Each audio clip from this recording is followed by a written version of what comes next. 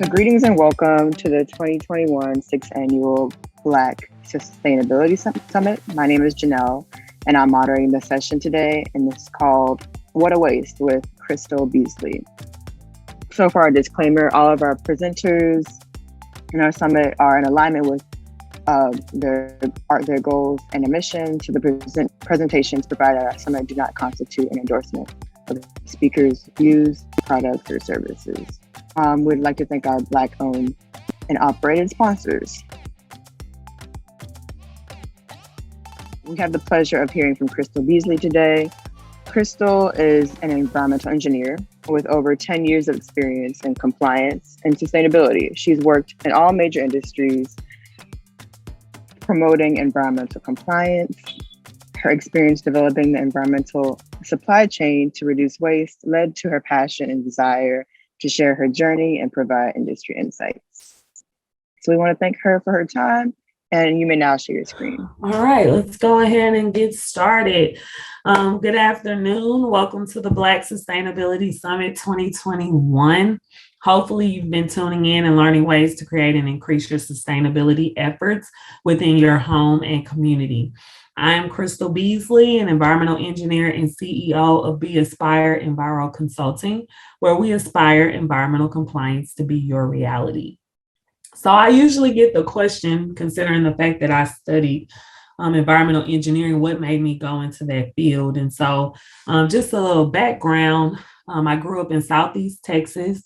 I experienced numerous environmental challenges growing up in the Houston metropolitan area. And I was able to better understand the need for improved air and water quality and waste management.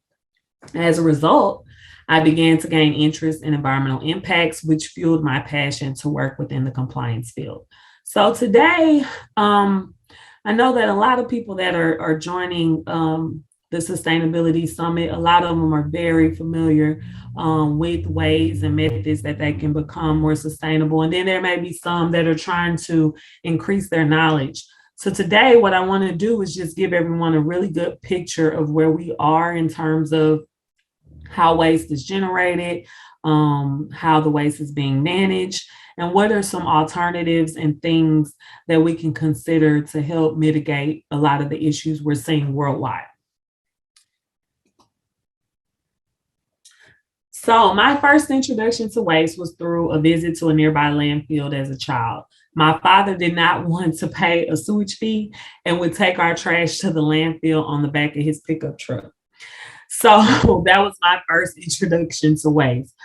Each year, tons of millions of trash are taken to landfills. About 31 million tons include food, 27 million tons include plastics. So landfills are maintained and regulated in the US by the Environmental Protection Agency, and they accept municipal solid waste. Also, they have hazardous waste landfills as well. The landfills are layered with covering soil, allowing the waste to decompose. And then landfills usually have environmental repercussions. They off-gas methane, which is a major contributor to greenhouse gas emissions. And methane emissions are the third largest source of human-related pollutants. What a waste, right? We dispose of our waste and then it turns into an air pollutant that contributes to our human respiratory system. The US currently ranks number one in per capita waste, producing 12% of the world's trash, even though we only account for 4% of the world's population. So what's in the landfill, right? The complication becomes a mountainous issue when you consider the fact that the US is the largest global producer of plastic, only recycling 9.8% of this material, and is only exporting a third of what we did in 2015. Paper and cardboard are the number one source. Food, plastics, and yard trimmings are primary sources entering the landfill. I'm not sure if you guys know, but plastic is subject to upward of 450 years to decompose. Once again, what a waste. And if you just take a look at this, the majority of the waste that's going into the landfill is your paper, your cardboard, food, and yard trimmings, as well as plastics. But I mean, there's definitely some immediate things that we can do to shift the paper, the food, and the yard trimmings. The thing is that those three things, they're very decomposable, but we can prevent them from even getting to the landfill. And we'll talk a little bit about that later. So what is a solid waste? So the EPA has defined a solid waste as follows. Ultimately, waste is any substance which is discarded after primary use, or a person deems it worthless, defective, or they no longer have a use for it. So in addition to your garbage, there's other forms of waste that we help create, right? So sludge from wastewater treatment plants, water from your supply treatment plants, or anything that comes from air pollution control facilities, and all your other discarded materials, including solid, liquids, semi-solids, contain gases, materials resulting from industrial activities, commercial, mining, and agricultural activities, as well as activities that we do on a day-to-day basis. So pretty much a lot of our daily consumer products can be recycled, reused, or reclaimed. Paper, plastics, organics, batteries, glass, and metals. So how is the waste being generated? And we're talking more so from a consumer standpoint. What are we doing in terms of generating waste within the country and even within the world, right? So even with the business world becoming more digitalized, right? We're on Zoom. A lot of people have been on Zoom or Microsoft Teams for almost 2 years now. But prior to that, the average office worker generated about 2 pounds worth of paper and paperboard products. American in all waste about a pound of food per day, whether through scraps or spoilage of food. For reference, the average person uses 156 plastic bottles per year. The average person creates 4.4 pounds of solid waste each day. We are seeing an increase in electronic waste. It's actually the fastest growing domestic waste stream in the US. And Americans generated 2.7 million tons of consumer electronic goods in 2018. So let's just kind of look at how we're generating waste and just what are some minor things that we can do to make some changes, right? So in terms of the food waste, right? So only buy what you need, right? So the overpacked refrigerator or a pantry that contains this abundance of food, things that are in the back of the pantry that you never seem to get to. Let's put a better effort towards that. Buy seasonal food, and not just seasonal food will help you, of course, from a holistic health standpoint. It also helps with the evolution of food, etc. Right? So buy fresh produce. We know that. Why? Because fresh produce don't have packaging that comes with it.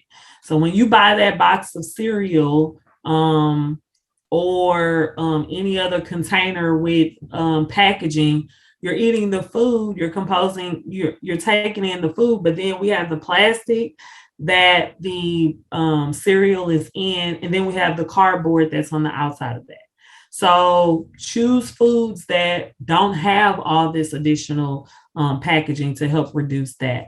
The plastic bottles, I would highly recommend that everyone invest in some type of water treatment system within their home. If you're building some form of community for us, consider drinking water treatment systems to prevent people from yearning to go and purchase the water bottles. And ultimately, if you are going to continue to buy individual water bottles or purchase sodas, etc., I do apologize. My dog's out of control. sodas, etc., you have to recycle. Like you have to be a good steward of the environment and you have to recycle. It's no longer of I may consider recycling or my community doesn't offer that. You need to get out there and find out where you can take your plastics and all of your consumer products that you buy that have this additional packaging. Um, and then mixed paper goods and sheets of paper. So yeah, we've moved more to a digitalized world. I make a extreme effort of using electronic signatures for documentation, etc. We need people to educate older people on how to use that, right? How to incorporate Adobe Acrobat or some type of electronic signature in their business transactions. That alone can omit the printing of paper, the usage of paper. In some cases, you cannot get around it, but we're moving in that direction where eventually we will be able to move around it. So if you're able to educate people surrounding that, we would highly recommend that. Because as you saw, paper and paper products make up the majority of the waste that goes into landfills. So, hazardous household waste. So, to avoid the potential risk associated with household hazardous waste, it is important that people always monitor the use, the storage, and disposal of products with potentially hazardous substances in their homes. Improper disposal of hazardous household waste can include pouring them down the drain, on the ground, into storm sewers, or in some cases, putting them out the regular trash. The danger of such disposal methods might not be immediately obvious. Improper disposal of these wastes can pollute the environment, pose a threat to human health. Certain types of household hazardous waste have the potential to cause physical injury to sanitation workers, contaminate septic tanks, or wastewater treatment systems if poured down drains or toilets.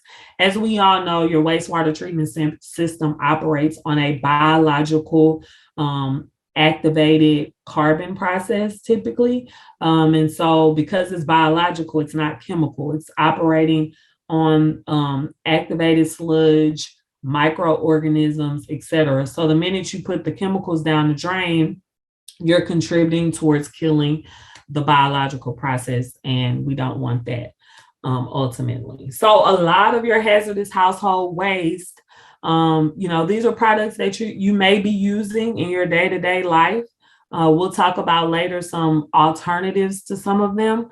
But keep in mind that a lot of them are corrosive, toxic, reactive, and flammable. So these are all hazardous characteristics that they have. So they need to be properly used.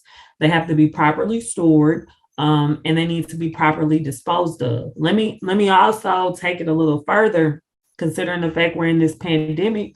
A lot of people are using Lysol and different type of aerosol spraying apparatuses, to kill the virus and contamination within their home. But keep in mind, aerosol cans should not be disposed of in your normal garbage, right? So most of the time, those fall within universal waste within your state.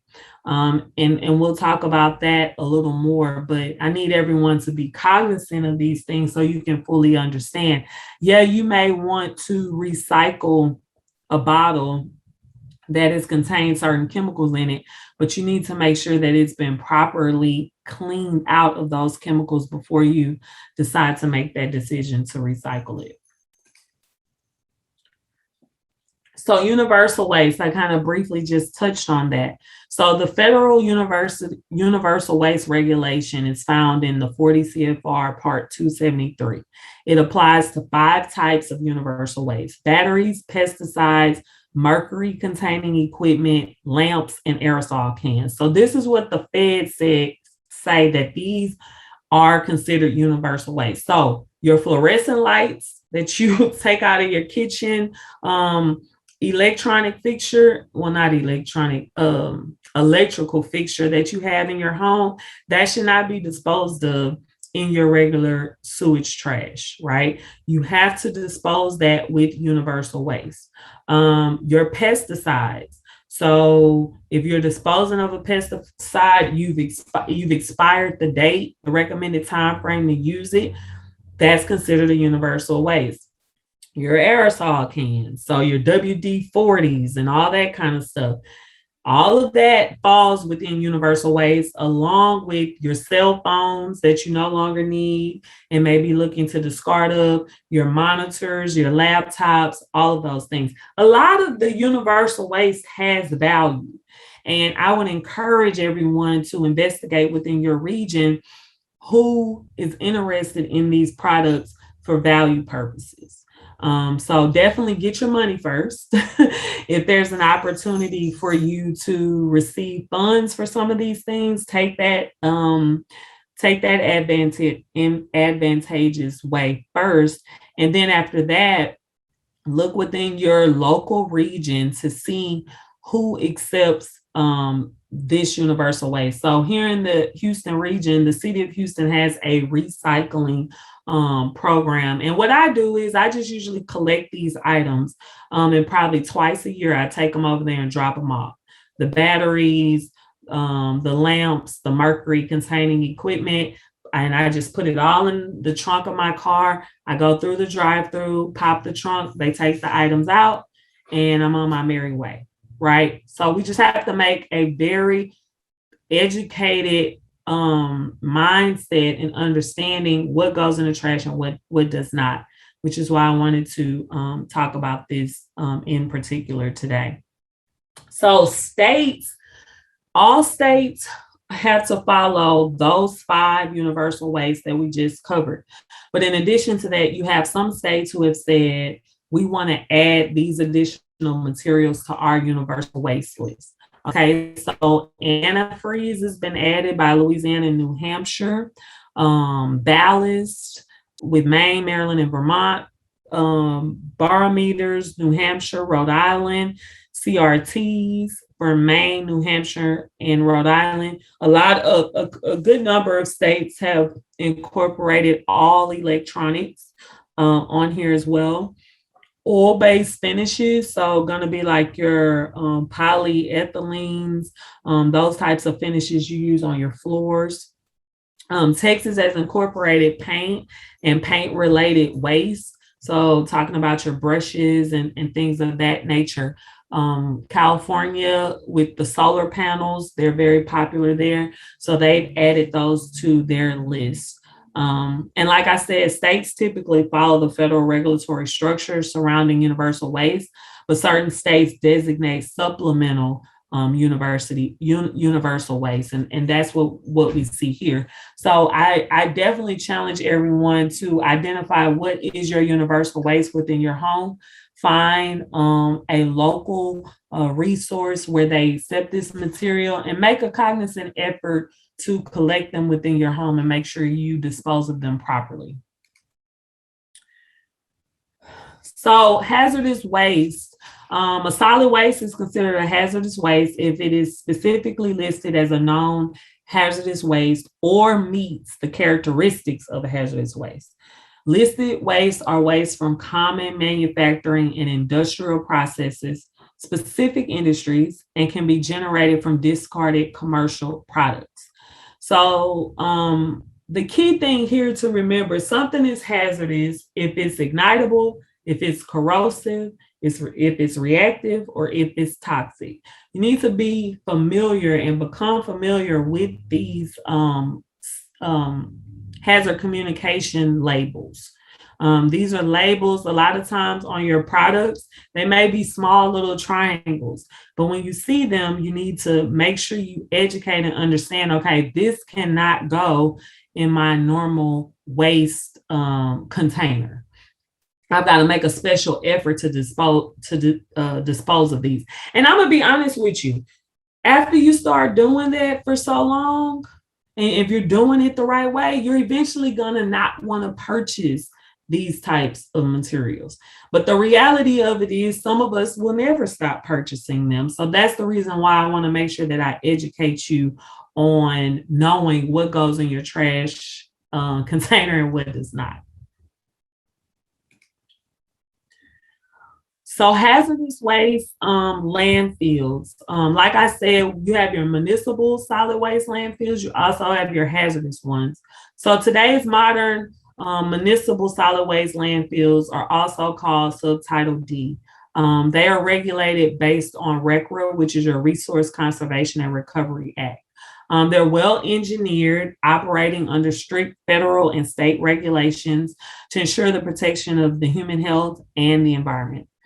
A landfill is highly engineered with multiple layers of protection that isolate waste from the environment. Prior to the modern day landfill, waste materials were dumped and sometimes burned in the worst possible locations. We've seen that being African Americans here in the US.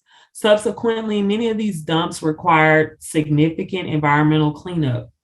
Today's modern landfill is designed to every aspect of the environment. It touches it touches those aspects by including groundwater, stormwater, noise, visual impacts, traffic, and air. I challenge everyone, whether you're building a community, you're moving into a new community, you need to do some environmental site assessments, right? So if you don't do it personally, hire and pay someone to do that.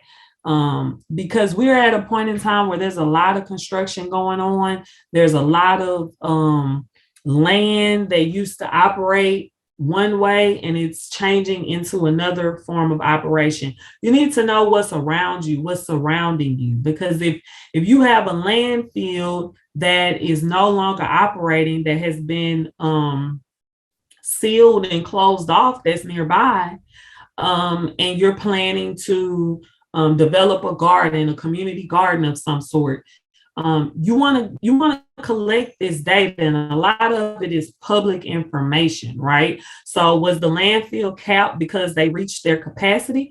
Was the landfill capped because they were having some leachate issues? Has there been any records of groundwater contamination, soil contamination? Are there any plumes within the subsurface of certain contaminants that have occurred? Those are kind of the things you want to know. And a lot of this is public information. And if you don't want to do it, I would definitely tell you need to hire someone for it. Because I don't think people should just start things and you don't know what the conditions are, not only of your soil, but your surrounding soil. So just to kind of piggyback more on landfills, we have I think it's like it's like an 8-minute video. I might decide to speed it up. But here they talk about what's going on around the world in reference to how trash is being managed. And I don't know if we have people just here within the US or globally everywhere. So I just want to raise our level of awareness. So I'm going to put this on over here. Let's see. The size of these garbage dumps is truly unbelievable. Here are the top 10 biggest garbage dumps in the world. Number 10. The Apex Regional Dump, Las Vegas. The Apex Regional Landfill is a sprawling 2,200 acres and is the biggest landfill in the United States. The landfill receives upwards of 9,000 tons a day of municipal waste, but it is not at its capacity. It can actually accommodate 15,000 tons daily. The landfill opened in 1993 and is managed by Republic Services. The Apex Regional Landfill is expected to have a lifespan of 250 years with an overall capacity of 50 million tons. The landfill is put to good use, as a $35 million power plant was built to convert the landfill's methane gas into energy. The landfill currently powers the homes of more than 10,000 households in southern Nevada. Number 9. The Delhi Landfills, New Delhi, India. The Delhi Landfills is actually comprised of 4 garbage dumps: the Narela Bhawana, the Balswa, the Okla, and the Ghazipur. Together, they make up 500 acres of land and receive 9,000 to 9,200 tons of waste daily directly from the city of New Delhi. But the Delhi landfills are problematic, as all but one has been exhausted. The Balswa landfill was supposed to be closed when waste reached 72 feet high, but it hasn't been closed and the waste continues to pile up. Currently, the waste is towering at 134 feet, and the waste continues to accumulate at an unprecedented rate, causing a source of contention between the residents of New Delhi and the government. Number 8. The Laogong, Shanghai, China. At 830 acres, with waste piled 65 feet high, the Laogong garbage dump in Shanghai, China is not only the largest dump in Shanghai City, it's one of the biggest landfills in Asia. The Laogong receives up to 10,000 tons of waste daily, which is half the city's overall waste. However, not all is wasted in this landfill, as the methane gas produced by the dump has been converted to generate enough green energy to power over 100,000 homes. The dump is operated by Veolia, who is a French company intent on utilizing the power sources created by landfills. In fact, since 2014, Veolia successfully reduced the methane emissions by 25,800 tons, and they plan to continue this reduction into future years. Number 7. Malagrata, Rome, Italy. The Malagrata landfill got its start as an illegal dump in the 1970s. However, it was eventually legalized in 1984 and has gone on to become the largest municipal waste facility in Europe. The Malagrata covers 618 acres of land, and it currently receives between 4,500 and 5,000 tons of waste daily. And although the methane gas produced by the dump is used for electricity and for fuel, the dump itself has had, and continues to have, a very severe environmental impact on its surrounding land. The Malagrata has caused significant damage to the Galleria Valley. The dump has contaminated the air, and poisonous chemicals and gases like arsenic, mercury, ammonia, and nitrogen have seeped into the surrounding soil. Number 6.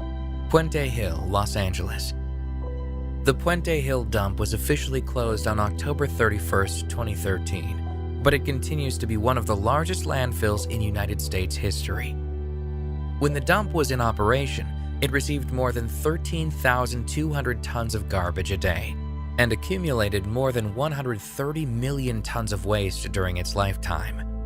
The dump first opened in 1957 as the San Gabriel Valley Dump.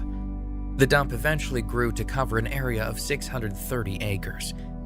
In 2015, the city of Los Angeles began plans to convert the dump from a wasteland into a regional park. They hope that the park will be used for recreation in the future. Over the course of 2 years, they accepted clean fill dirt, and their plans to convert this once massive mound of trash into a recreational haven are still underway.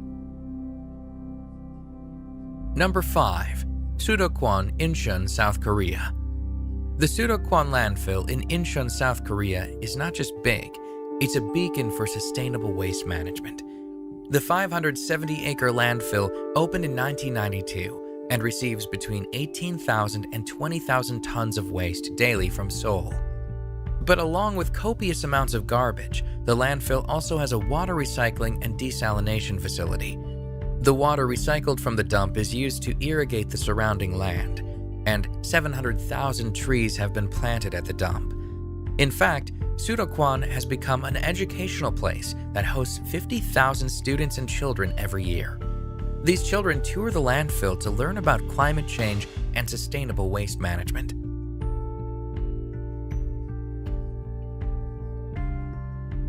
Number 4.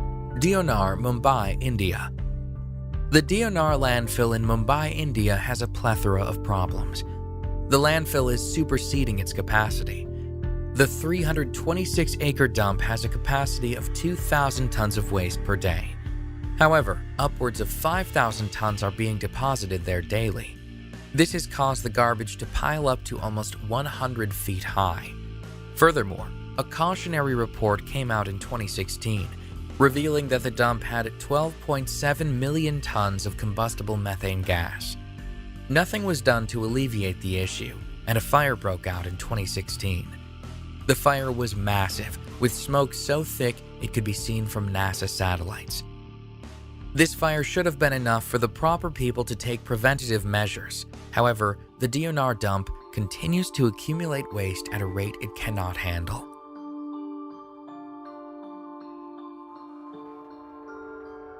Number 3. Bordeaux Poniente, Mexico City. The Bordeaux Poniente dump was once the biggest dump in Latin America. Located in Mexico City, the dump reached its lifetime capacity and closed in 2011. But when it was operational, the Bordeaux Poniente was receiving a staggering 12,000 to 15,000 tons of waste every day. The landfill came into fruition in 1985 and was only meant to be a dumping ground for the debris caused by the 1985 Mexico City earthquake. However, it quickly became a landfill, receiving 70 million tons of waste throughout its life. The massive dump was a sprawling 927 acres, and in 2014, the Mexican government decided to put the dormant dump to good use. They started developing plans to use the dump's methane gases to produce electric power. Number 2. Fresh Kills Landfill, New York. When the Fresh Kills Landfill opened in 1948, it was supposed to be a temporary dump. However, its status quickly changed from temporary to permanent, and by 1955, the Fresh Kills Landfill was the largest landfill in the world. The landfill was located in the borough of Staten Island and was named for the Fresh Kills estuary. The dump covered an unbelievable 2,200 acres, and it remained the largest dump in the world until it closed in 2001. The huge dump received an unprecedented amount of waste. At the dump's peak in 1986, it was receiving 29,000 tons of waste per day. And from 1991 until its close, the Fresh Kills landfill was the only landfill in New York to accept New York City's residential waste. As such, the waste piled up, measuring at one point 225 feet high. In fact, the waste piled up so high that the Fresh Kills landfill has been called one of the largest man-made structures on Earth. The Fresh Kills landfill saw 150 million tons of waste over its lifetime. And although the dump has been closed for over a decade now, the land was reclaimed in 2008. The dump is currently undergoing a 30-year site redevelopment, which will turn this record-holding landfill into the future Fresh Kills Park. Number 1. Pacific Garbage Patch, Pacific Ocean. Floating out in the Pacific Ocean, covering an estimated area of 5,800,000 square miles, is the world's biggest dump. The Pacific Garbage Patch is comprised of two large masses of trash, the western and the eastern. The western is between Hawaii and California, and the western is west of Hawaii and east of Japan. The dump is home to trash from all over the world, with some plastic being over 50 years old. There are remnants of plastic lighters, toothbrushes, water bottles, pens, baby bottles, cell phones, plastic bags, wood pulp, chemical sludge, and other various debris. In fact, scientists estimate that there are more than 1.8 trillion pieces of garbage floating out there in the ocean. And the Pacific Garbage Patch continues to grow and accumulate trash at an alarming rate. So what exactly is happening? Well, there is an ocean current called the Subtropical Convergence Zone. It is 6,000 miles long and connects the two patches. Garbage is essentially being trapped in the currents of the North Pacific, where it has gathered together to create the biggest dump that the world has ever seen. Humans, as a species, are producing 100 million tons of plastic every year. 10% of this plastic is ending up in the ocean, and most of it is gathering in the Pacific Garbage Patch. Needless to say, the garbage patch is causing catastrophic effects on marine life, with sea turtles and the Lycaon albatross being amongst the worst affected. And as the patch continues to grow, we can only guess what the future consequences will be. The Pacific Garbage Patch is clearly the uncontested biggest dump in the world, which is why it has earned the top spot on this list of top 10 biggest garbage dumps. So hopefully that little bit of information just kind of I don't know if it woke you up or you're already aware of it, but hopefully it touched your heart a little bit. That was the whole purpose of me showing that. So let's keep it moving. Hey, Crystal, if you'd like to do Q&A, it's like a 5-minute warning or so if you want to have 15 minutes for that. Oh, okay. Okay. So that would be at 45. It's up to you. Mhm. Okay. Okay. Well, yeah, let's go ahead and get through this. So we'll have enough time for that. Okay, so agricultural operations can generate a lot of waste. Most of it is organic or combustible. Leftover plants from harvest, bedding materials, animal manure from cows and horses, or even unmarketable or crops that didn't meet quality specs. Most of it isn't accepted, we know, at local waste bins, but there's ways to recycle or reuse for potential composting. I didn't really get into the CAFOs in this presentation. There can be some significant waste, but most of the issues surrounding that is going to be the air pollutants. But decomposition, so this is the process in which bacteria and fungi break down organic dead matter into simpler forms. Those simpler forms can then be used by other organisms, again, sustaining life on Earth. So as we learned earlier, I think it was like 23% of waste that goes into landfills is paper and paper products.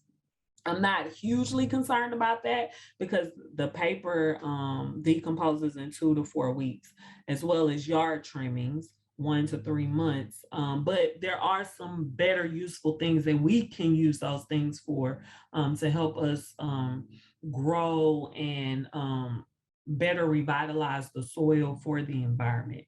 And then, of course, we know produce can decompose, but when we start talking about some of the things that we consume, that's when we start getting into the 400 to 500 year of decomposition or things that never decompose at all. I definitely would like to encourage, if you do partake in the use of plastics, in the use of aluminums, please recycle. I think we're at a point in life, as you can see from the landfill, world's largest dump video, recycling is no longer an option, right?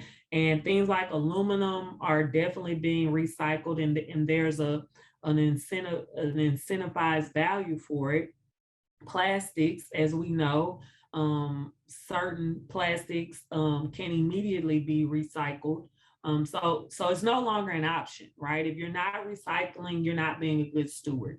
And we need that. And not only do we need that, we need you to educate your families on that, right? So we used to do it a certain way, but we need everybody to understand why we have to do it this way moving forward. And do your best to stay away from styrofoam because most styrofoam do not decompose at all.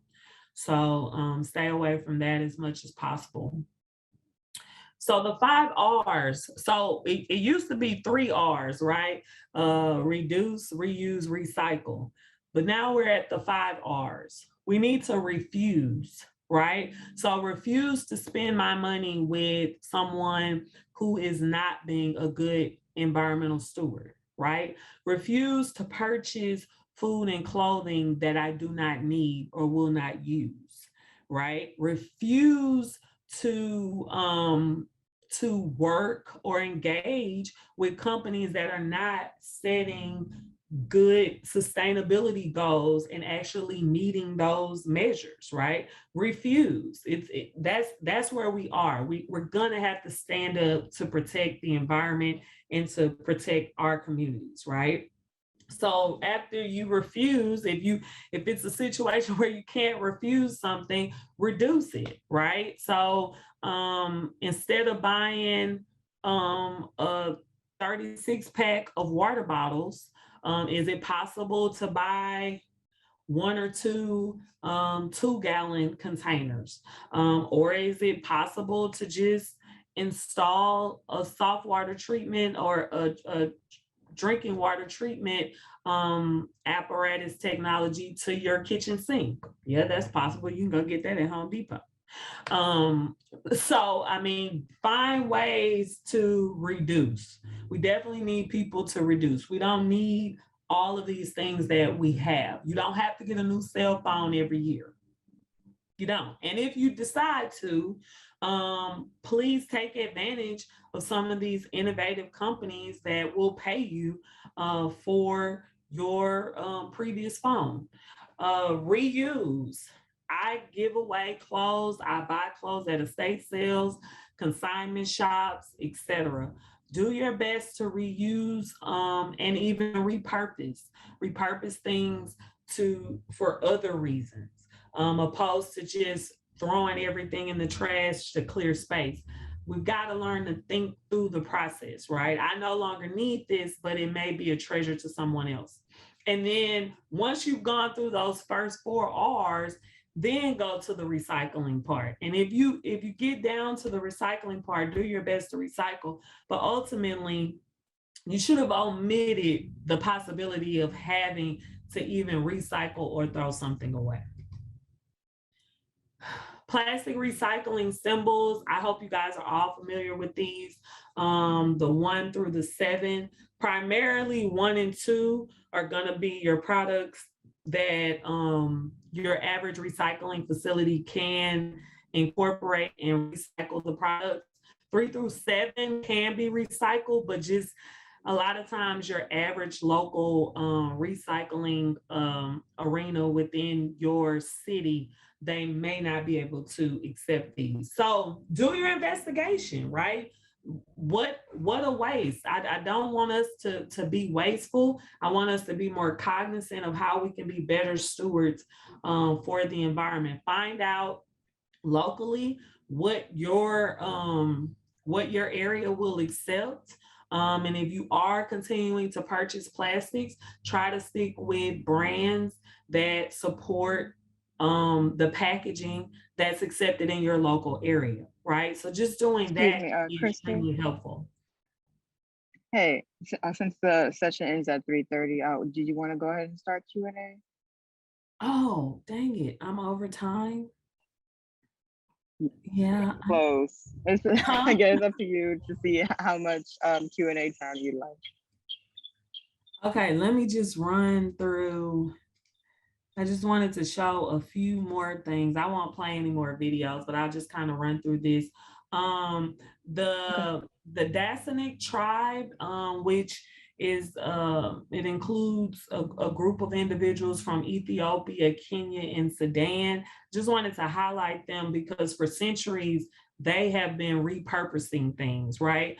So I wouldn't say a form of recycle. They're hitting the sustainability aspect before they get to recycling. So they usually take remnants from different forms of materials to make bags. They take broken bottles, SIM cards, old watches, syringe caps, all these things to make clothes, to make jewelry. And you can kind of see some of these things here. They've been doing this for centuries, dating back to time before time. I also wanted to highlight a Nigerian recycling tech-enabled company. So they primarily work with plastic bottles only, and they are recycling those, and they export them out of different countries within the continent of Africa for people that are repurposing plastic bottles. The good thing is there's an incentivizing reward that they use.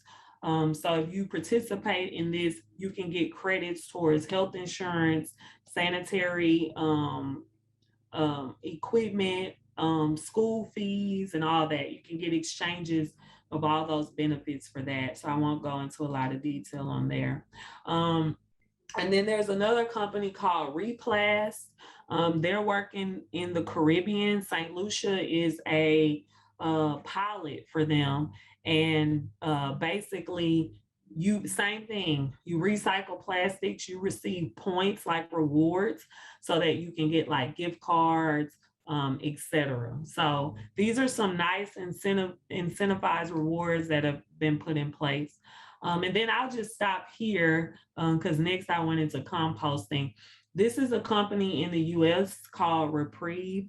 They take recycled bottles, convert them into chips, then that converts to fiber, and then they sell the fiber to different manufacturers to make clothing.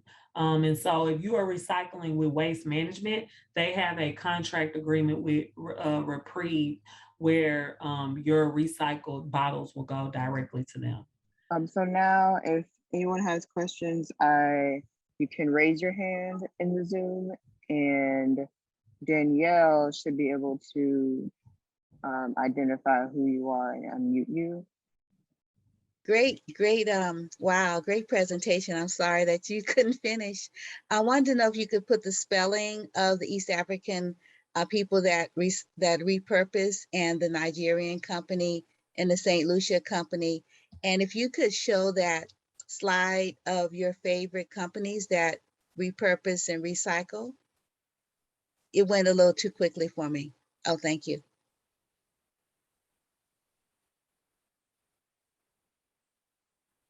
I can also stop sharing briefly while she shares that slide for you. And Johnny, if you're able to unmute, if you want to go ahead and ask your question. Yeah, I had a question about the you were going into the compost, and also two questions. They're short ones. The first question is about is it true that they say like 12% of recycling materials are only gets recycled now, and the compost? Thinking if that's true, do you think it's better for just locally people start trying to eliminate instead of giving it out, trying to do things they can do, like buying, I heard those big compost machines and stuff, and trying to do things, because when you send it out, you don't really necessarily know if they're doing what you need to be doing. You know, I didn't know what you thought about, because that was kind of my thoughts and things on things. I'm sorry, I put my favorite things up, some brands. But in terms of Johnny's question, you are correct. There are some materials that do not get recycled, but let me tell you why. Because it goes back to that educational piece that I talked about on the slide, where you have your recycling numbers from 1 to 7. So if recycling is accepted within your community, right? So let's say Waste Management is accepting recycled materials from you. A lot of times they just put generic images of what should be recycled on your bin or your container, right? They don't usually identify the numbers. So everybody just thinks everything that's plastic can be recycled. That's not necessarily true, right? So what you have to do is find out which numbers are accepted by the individuals that's taking your recycling. That's why I said primarily 1 and 2 are going to be your plastics that the majority of recycling facilities will accept. When you start getting into 3 to 7, you kind of got to make phone calls. So what I recommend is to just, if you are going to purchase plastics, support those brands that support where you can easily recycle. That's what I would say. And then in reference to the compost, let me hear your question one more time. Well, I was just saying, I saw a Facebook ad about buying one of those compost machines, and it just breaks up your stuff yourself, so you can kind of do stuff stuff going out, you don't even know where it's going, you know. Right. I would recommend that people compost within their community. So like, I don't compost personally at my house, but because we have a community garden, I can take materials over to the community garden because they have a large they have like 3 different large composting piles. So if you have a community garden, check to see if they're already composting. They probably are. And ask if you're able to bring over things to help speed up the process, pretty much, you know. And then if not, investigate locally on your. There's a lot of innovative companies coming out with small compost containers where you can just throw everything in and then they come and pick it up from you. So you can do that. Like we have one here in Houston, it's called Happy Composting. So you pretty much have a bin. They give it to you, throw the scraps in. They come pick it up at a certain frequency. They give you a new bin. Oh, nice. Yeah. Thank you. No, you're welcome. Thanks. Are there any additional questions before we wrap up in a couple minutes? And Janelle, if possible, I just kind of wanted to maybe just identify some of these brands, and of course, you guys can look them up. We all know that we should be using reusable cups, mugs for coffee, etc. If you support Starbucks, Starbucks will allow you to come and order coffee, and they'll fix it in your mug or container that you bring them. So definitely consider that. I mean, that's one of the major contributors. For us ladies, I didn't talk about this in the presentation, but in terms of menstrual pads, those have a 400 to 500 year decomposition as well. So I'm sorry. Oh, okay. I'm sorry, I didn't hear. So if you are open, consider, you don't have to use the Honey Pot brand, but I like Honey Pot. It's Black owned. I personally use this menstrual cup. And then there's also a brand called Ruby. They have menstrual underwear as well. So just like, our grandmothers and great grandmothers, once upon a time, they were using a rag, and then we converted to the menstrual pads and the menstrual tampons, with just the introduction. I would encourage you to do the same thing with these, right? Introduce it to your nieces, your granddaughters, if possible, because we've got to change that, right? It's no reason for us to be sending that to the landfill when we have these other options. And these are Black-owned brands. Thank you so much, Chrystal. Oh, that's it. If you have if you wrap up in a couple minutes or 30 seconds, maybe. Okay. 30. So I just want to give it a last thanks. I'm sorry. I'm a talker. I'm so a talker. Let me just put my contact information. Here's my email. If you have any questions and you want to reach out to me, I have a consulting firm. We help with sustainability assessments, sustainability planning. We also help with agricultural resource planning as well. So if you want to connect with me in any way, feel free to. All right, thank you so much. I will give a last thanks and share our sponsors. And thanks for everyone for your questions and your time. Thank you again, Chrystal.